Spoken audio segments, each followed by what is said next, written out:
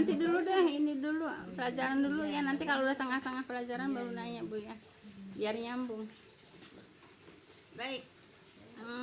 Sekarang pelajarannya apa Bu? Tentang yang 10 itu 10 orang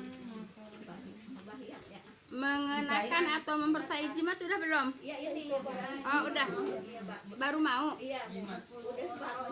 Ya baik Ibu ya, ini nomor 12 ya, mengenakan atau mempersayai jimat Bu ya.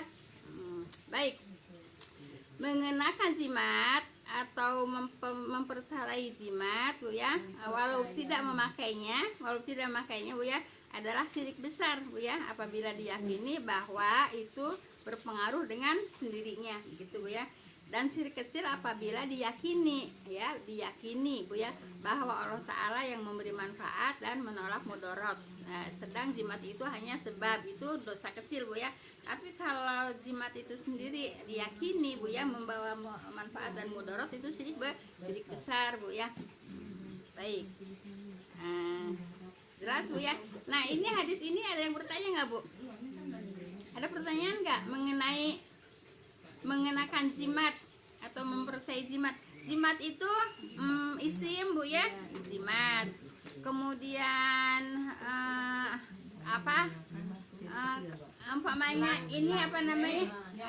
Ya, umpamanya ada penjaga pintu ya, walaupun dari ayat-ayat Al-Qur'an itu juga termasuk jimat Bu ya. Banyak jimat-jimat itu Bu ya. Termasuk kalung yang dipercayai itu membawa manfaat juga jimat gitu Bu ya. Cincin juga. Iya Ibu, itu mah Ibu ada pengobat, itu penelitian ilmiah Bu ya, harus ada penelitian ilmiah Bu ya.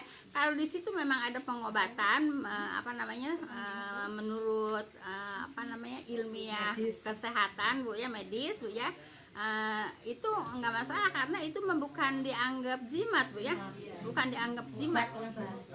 Pengobatan Bu ya, pengobatan itu mah terapi. Jadi kita tidak yang pakai itu tuh yang beli mahal itu Bu ya, mereka itu tidak meyakini kalau itu jimat, tapi mereka meyakini kalau itu pengobatan atau terapi itu Bu ya. Ya paham Bu ya. Enggak mitos juga Bu. Iya itu pengawasan sejuta setengah, tapi kemarin ada promo 300 tuh yang jadi harus ada penelitian dulu Bu ya. lagi promo itu 300 Di TV. Anis Anu ngider. kalau bikin di datangan Oh gitu. kalau bikin dikaluarkan tuh Ya. Jadi ibu boleh aja beli tapi jangan dianggap itu jimat Bu ya. Jangan dianggap itu jimat atau pengobatan ya, jimat atau yang sudah dibungkus-bungkus itu isim Bu ya. Ya jelas Ibu ya. Baik, nanti oleh satu hadis dulu ya. Baik, hadis selanjutnya Bu ya, bahwasanya telah datang kepada Rasulullah SAW ya 10 orang untuk melakukan baiat ya. Ya udah kita bahas aja terus ya. Maka Nabi SAW Bu ya membaiat 9 orang dan tidak membaiat 1 orang. Mereka pun berkata, mereka ini siapa yang dibaiat ya? Yang dibaiat berkata, wahai Rasulullah, mengapa engkau membaiat 9 dan meninggalkan 1 orang ini gitu ya. Kemudian beliau bersabda, sesungguhnya dia mengenakan jimat. Nah jadi Ibu, Rasulullah nggak mau membaiat karena dia pakai jimat ya. Nah baik, maka orang itu memasukkan tangannya mungkin di kantong mungkin ya, dan memotong jimat tersebut ya. Baru Nabi SAW membaiatnya dan beliau bersabda, barang siapa yang mengenakan jimat maka ia telah menyekutukan Allah. Jelas Bu ya. Nah dalam riwayat lain Bu ya, sahabat yang Amir berkata, aku pernah mendengar Rasulullah SAW bersabda Bu ya. Nah baik, ini hadis lagi Bu ya. barang siapa mengenakan jimat, maka Allah Ta'ala tidak akan menyempurnakan hajatnya. Ibu ya, hajatnya apa Bu? Keinginannya. Ya. Jadi kalau orang yang pakai jimat, Allah tidak akan menyempurnakan hajatnya atau keinginannya Bu ya, permintaannya Bu ya. Baik. Dan barang siapa yang mengenakan yaitu jimat batu Bu ya, batu pantai, kan suka ada yang ngambil batu pantai Bu ya, maka Allah Ta'ala tidak akan memberikan ketenangan kepadanya. Jadi tidak akan tenang dengan jimat tersebut. Paham tuh Bu ya? Jadi maaf Bu ya, karena di lingkungan kita masih banyak orang yang percaya jimat Bu ya, masih banyak. Baik, Olil, ada pertanyaan apa? Membaiat itu sama dengan sumpah itu ya apa Bu? Bayat itu Syahadat itu ya Bu. enggak, bayat itu apa? Janji setia Bu ya. Bayat itu janji setia. Iya.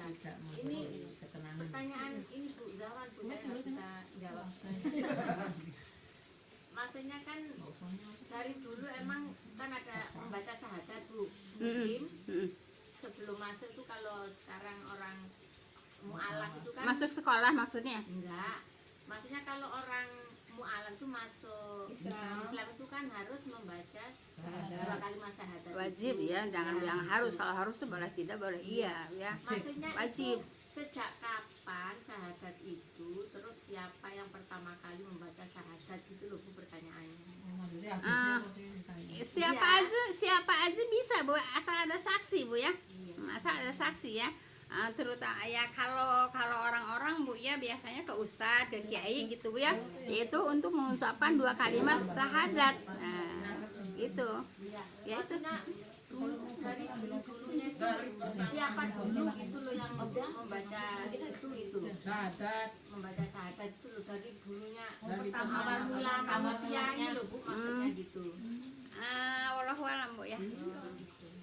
Kalau Allah alam Bu ya, syahadat itu karena syahadat itu perjanjian Bu ya. Kalau kita syahadat kita ya perjanjiannya kepada Allah dan Rasulnya gitu ya. Gitu. Kalau syahadat kita perjanjiannya kepada Allah dan Rasulnya gitu. Kalau awal-awalnya bersyahadat saya belum mendapatkan pelajaran Bu ya. Hanya ini tuh awalnya tuh kapan, terus yang awal sendiri itu yang siapa yang dibaca ini syahadat itu siapa sama gitu maksudnya yang disyahadat Ya kalau pertama ya mungkin Rasulullah, karena di atau juga di apa namanya di Al-Quran juga kan yang pertama mengatakan aku itu adalah muslimin gitu kan ya, kan itu Rasulullah ya. Mungkin gitu Bu ya, kalau kita soalnya kita harus menghadapi kajian pas kajiannya gitu ya, pas ayatnya gitu ya, pas ayatnya lagi bahas itu lagi. iya. Banyak ayat Bu ya yang mengatakan ya, ada beberapa ayat yang mengatakan yang pertama beriman ya, adalah Rasulullah gitu ya. Tapi Kalau yang sahabat Rasul itu kan yang Umar bin Khattab itu ya Bu, Iya. yang mau karena mendengar adiknya membaca Quran, iya. terus dia masuk Islam itu kan. Saya bilang begitu, enggak mak yang dulu ya tahu sama mamanya. Ya itu juga bukan pertama juga yang namanya Umar bin Khattab juga bukan pertama yang mengucapkan syahadat tuh Cuma ya. saya tahunya kan itu gitu waktu zaman Rasulullah itu banyak. Enggak, bukan Bu ya. Ya kalau kita sebelum saya kalau nggak menghadapi ayatnya Bu ya, sulit juga Bu ya. Nanti kalau pas menghadapi ayatnya baru bisa jawab Bu ya. Ya memang sih sepertinya memang Rasulullah Bu ya. Gitu. Sebab memang banyak ayat yang mengatakan kalau bahwa Rasulullah gitu ya awal orang yang beriman gitu ya. Nanti kalau ketemu ayatnya Rasul itu awal orang yang beriman. Baik. Kemudian tadi sampai mana Bu? Baik, udah selesai itu Bu ya? Ya, yang sudah dikabulkan itu Bu ya. Nah sekarang Ibu takut Bu ya, takut sial termasuk syirik Bu ya. Takut sial termasuk syirik. Ibu catat ya pelajaran yang ke-13. takut sial termasuk syirik. Nah, coba contohnya apa? Pasti ibu-ibu juga bisa memberikan contohnya. Hah? Orang pakai sajen kalau nggak biasa pakai sajen, jadi takut dia kualat, takut dia ada apa-apa gitu. Ya, itu juga termasuk syirik, Bu ya. Kalau umpamanya nggak pasang sesajen, takut takut kuala, takut ada musibah gitu, Bu ya. Nah, itu juga termasuk syirik, Bu ya. Itu takut sial. Umpamanya mau pergi, Bu ya. Mau perginya hari Selasa, takut sial dengan hari, itu juga syirik. Itu masih banyak dipercaya. Nah, banyak yang masih dipercaya oleh masyarakat kita, Bu ya. Ya. Kemudian pepergian hari Sabtu ya, masih banyak yang mempercayai hari sial, Bu ya. Nanti sial gitu ya. Kemudian juga kalau malam satu suro, kalau itu mah suro mah apa namanya bulan Jawa, Bu ya.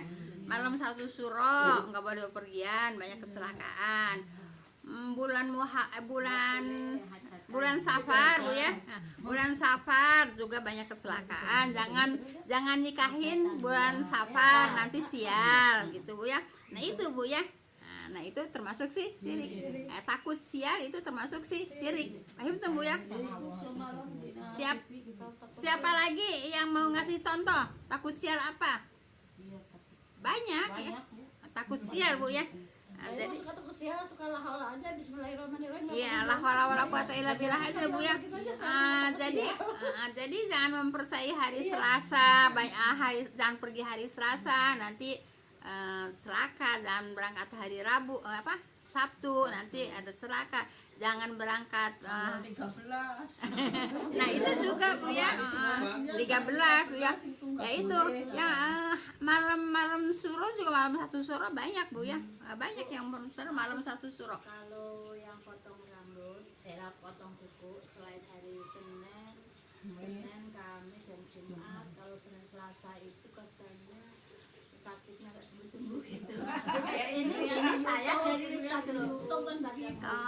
Allah alam ya, saya belum membaca ininya ya, Bu, belum baca pelajarannya. Kamis dan Jumat. Kalau hari Selasa Papa itu kalau sakit nggak sembuh katanya gitu. itu percaya ya, Bu. Allah alam, saya belum dapat pelajarannya, Bu ya. Ustaz itu yang muda itu. Memang benar di YouTube. Oh, di YouTube. Iya. Oh, Itu Bu sampah juga kalau apa, Ibu? sampah itu sebelum maghrib harus dibuang sudah nggak ada di rumah. Iya, Bu, kalau sampah memang Bu harus gitu. Ya, gitu, Bu ya. Kalau sampah memang harus dibuang. Nyapu Bu malam-malam. Iya, nyapu malam, banyaknya takut apa. Ibu boleh nyapu malam, Bu ya. Sebab kalau kotor nggak disapu nanti malahan setan seneng, Bu ya. Malah setan seneng. Sebab setan itu senang pada yang kotor, Bu ya. Jadi kalau kotor memang disapu, Bu ya, walaupun malam. Sebab kalau nggak disapu nanti setan itu senang pada yang kotor. Kalau Bu, kalau ada Bu ya, jangan nyapu, awas jangan nyapu sembarangan. Kenapa? Emang di situ ada siaran, nggak seneng terus aja. Jadi yang pertanyaan Ibu, saya belum mendapat pelajaran ya, Bu ya. Potong kuku ada apa? Kalau malam sampah boleh dibuang,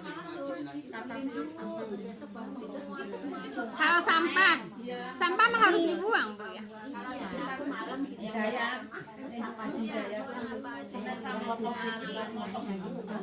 Apa motong kuku apa? Kata di Daya suruh hari Senin sampai Jumat. Senin Kamis Jumat. Ya. Ada juga yang dari sini dulu ya, kalau kita kan ada diajarin nama itu kerabat bersih ya paling hari Jumat ya. Ibu, kalau mandi hari Jumat, Bu ya, di Sahih Bukhari maupun di Riyadhus Shalihin itu hadisnya sama.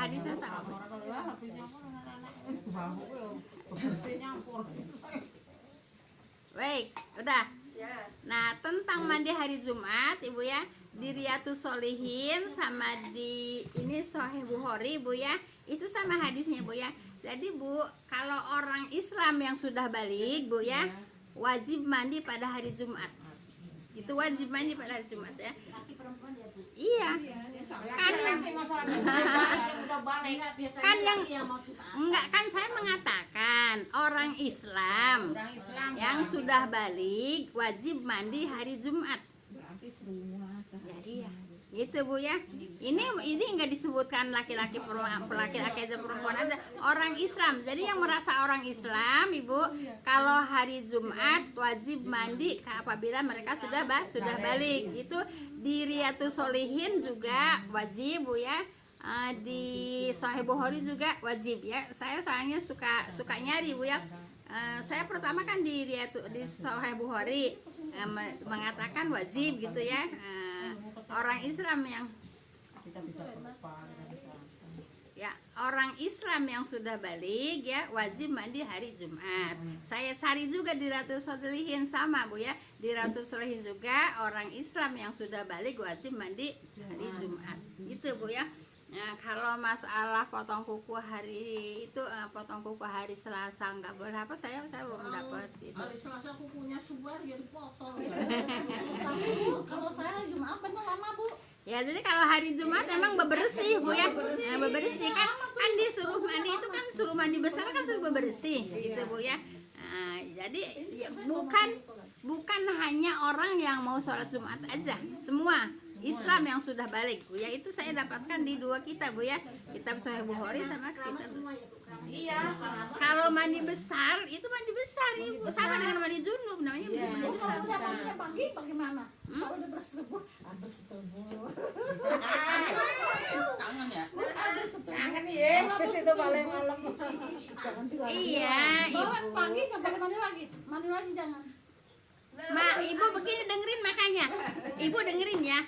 Orang Islam yang sudah balik wajib mandi hari Jumat. Udah Apalagi titik. nyampur orang rumah di Kalau habis campur kan tadi pagi udah mandi pas udah. Tapi dia boleh mandi lagi apa boleh enggak gitu apa mandi lagi apa enggak. Ya saya terserah pokoknya saya nyampein hari Jumat orang Islam yang sudah balik wajib mandi besar gitu Bu ya. Bu, kalau ini yang tahu, kalau yang nggak tahu kasih boleh. Dikasih tahu boleh gitu. Ya boleh. Iya boleh.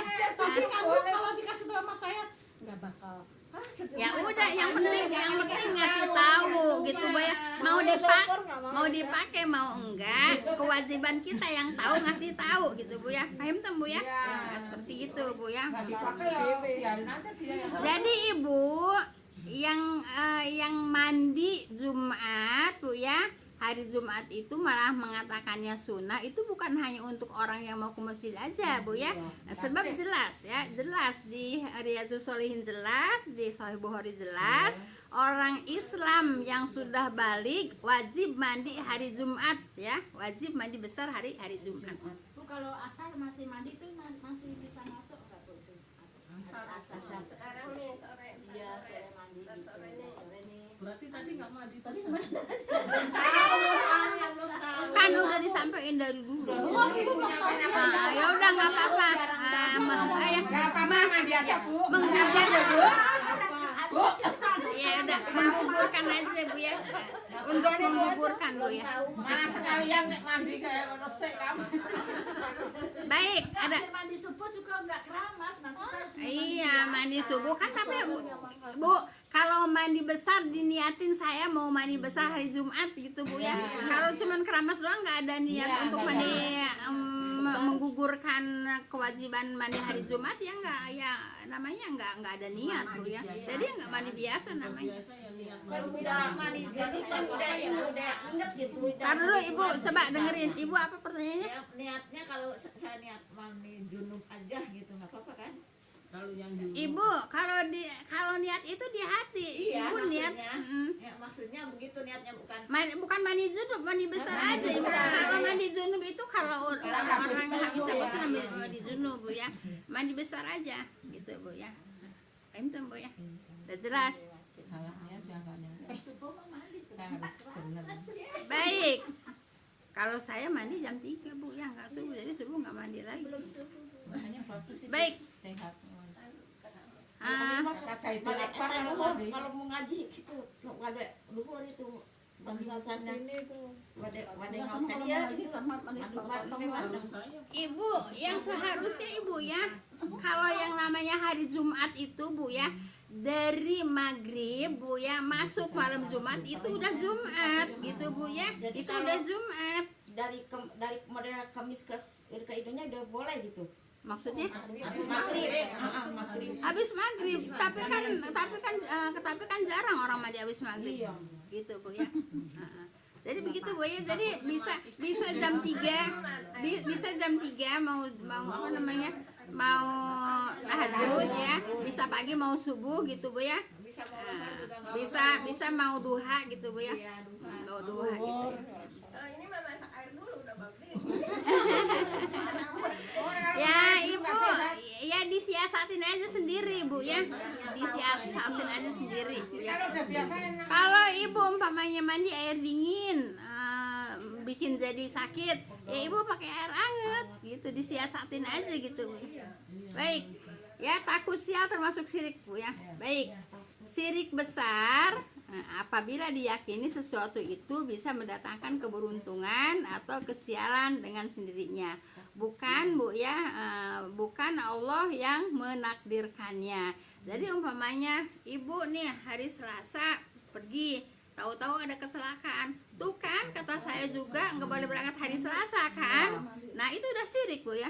Nah kecelakaan itu udah takdir Allah Bu ya. Kecelakaannya udah takdir Allah, bukan disebabkan berangkat hari Selasa kemudian dapat celaka gitu Bu ya. Tuh kan biasanya begitu.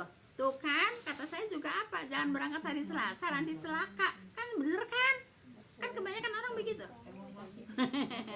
Nah, jadi tidak masih banyak yang begitu Bu ya. Itu tidak boleh Bu ya. Tidak boleh sebab Ibu ya, segala ketentuan itu udah takdir Allah, udah ketetapan Allah. Paham tuh Bu ya? Seperti yang ini juga masih banyak Bu.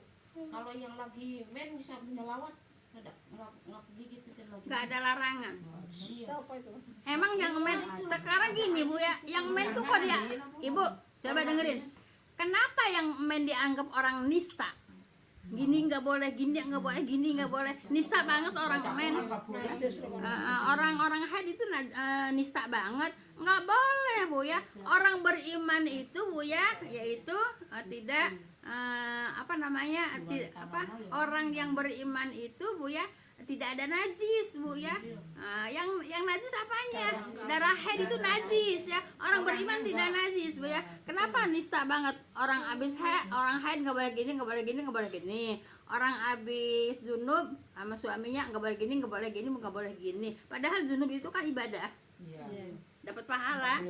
Tapi kenapa nggak boleh begini, nggak boleh begini, nggak boleh begini? Kayak kemarin aja aku lagi apa hubungannya dengan muid, emang kamu kalau mau nyolatin baru Jadi Ibu, segala sesuatu perbuatan kalau tidak ada larangan ya boleh dikerjakan Bu ya. Sekarang gini, kebanyakan aja Bu ya, orang haid nggak boleh baca Al-Quran, ada nggak larangannya? Gitu aja Bu ya. Nih Ustadz Sukirno Bu ya, yang di MTA itu bagus tuh ya. Mana? Iya, ada di YouTube juga ada. Saya suka baca. Sukirno ya. MTA itu Majelis Ta'lim Al-Quran Bu ya. Itu bagus Bu ya. Mana? Ya. Mana larangan orang haid baca Al-Quran? Mana larangannya? Ditunjukin larangan. Kalau memang ada larangannya orang haid baca Al-Quran baru kita ikutin gitu. Paham tuh Bu ya? Jadi orang yang haid larangannya itu hanya Bu ya, tidak boleh sholat, tidak boleh puasa Bu ya, tidak boleh bercampur sama suami, dan tidak boleh tawaf gitu, karena tawaf itu sama dengan sholat. Hanya itu, dan tidak boleh dicerai ya. Orang haid tidak boleh dicerai gitu Bu ya. Paham tuh Bu ya? Jadi tidak ada larangan orang yang haid baca Al-Quran, belajar Al-Quran, tidak ada larangannya. Maka diperbolehkan orang haid baca Al-Quran karena tidak ada larangan gitu. Kok kalau yang haid nggak boleh dicerai? Emang kenapa? Ya emang orang haid emang boleh dicerai. Pakai meteng. Iya kan ada orang yang sedang haid juga hamil kan ada.